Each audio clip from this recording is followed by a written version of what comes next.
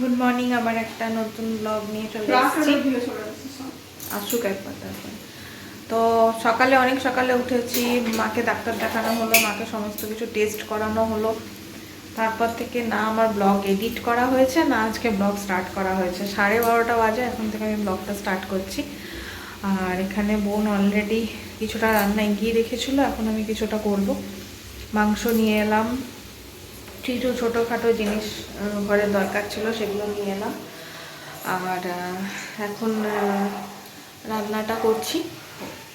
ডাল, ফুলকপি, বেগুন ভাজা ও অলরেডি করে রেখেছে। এখন পনির আর মাংস হবে, ভাতও অলরেডি হয়ে গেছে। আর কালকে সিজানো সমস্ত খাবার আছে এখনও, মানে গোটা সেদ্ধ দিয়ে আমি খেয়ে নিয়েছি সকালে। আর তারপরে আছে এখনও মাছের ঝাল, মাছের টক। তো এগুলো দিয়ে আমি খাবো আজকে, কালকে খাইনি তাই আজকে খাবো এগুলো দিয়ে। তো সাথে থাকো, দেখতে থাকো কী কী হচ্ছে আজকে। এটা হচ্ছে সিজানো টক, মাছের টক। এটাই আমরা এদেশের স্পেশাল, খাওয়ার জন্য আমরা সব পাগল। তো কালকে দুবারই টকটাকে একসাথে এখানে আমি ফুটিয়ে নিচ্ছি। মায়ের থাকবে, আমি একটু নিয়ে নেবো, বোন একটু নিয়ে নেবে, তারপর শেষ হয়ে যাবে এখানে। এটা হচ্ছে কালকের সিজানোর মাছ ঝালটা। দিদির বাড়িতে তো আলাদা করে দেখাতে পারিনি, তো দুই বাড়ির ওই বৌদিরা একটু সেখানে রাখা ছিল, ওটাকে দিদিদের যে ঝালদাটা ছিল ওর মধ্যে মিশিয়ে দিয়েছি। দিদি কিন্তু এটা সেই ইলিশ টাইপের যে মাছটা হয়, ইলিশ না, ইলিশের যে টেস্টটা আসে সেটা দিয়ে ঝালদাটা বানিয়েছিল। আর এইখানে বাঁধাকপিটা গরম করছি, মাছের মাথা দেওয়া। এই গিফটটা মেজদি দিল রিককে, সেটা এখানে দেখাচ্ছিলাম। ব্যাকগ্রাউন্ডে একটু বিয়েবাড়ি আছে বলে গানের মিউজিক হচ্ছিল বলে, তাই জন্য ভয়েস ওভার দিতে বাধ্য হলাম। নাহলে আদারওয়াইজ এখানে কিন্তু রিকের কথাগুলো শুনলে বেশ ভালোই লাগছিলো শুনতে। তো এটা হচ্ছে রিকের ফার্স্ট বার্থডে গিফট। আড়ামোড় থেকে অনেকক্ষণ আগেই ফিরেছিলাম, কিন্তু কোনো ব্লগ বানানো হয়নি। ঘরে এসে রেস্ট নেওয়ার পর ওই 7:30 না 8:30 নাগাদ আমরা গেছিলাম বিয়েবাড়ি। এটা ছিল আমার দেওরের বন্ধুর বিয়ে, মানে ছোটোবেলাকার বন্ধু একদম। তো এখানে আমরা অনেক এনজয় করেছি, ভীষণ এনজয় করেছি। তো এখন তোমাদের সাথে সেগুলোই শেয়ার করব, সাথে থাকো, দেখতে থাকো। এখন এটা বেবিকর্ন শেয়ার করছি। এরপরে চিকেন টিক্কা ছিল, চাট ছিল, কোল্ড ড্রিঙ্কস ছিল, তারপরে ফিশ বল ছিল, এই যে এটা ফিশ বল। তো স্টার্টারে অনেক কিছু ছিল, অনেক কিছু।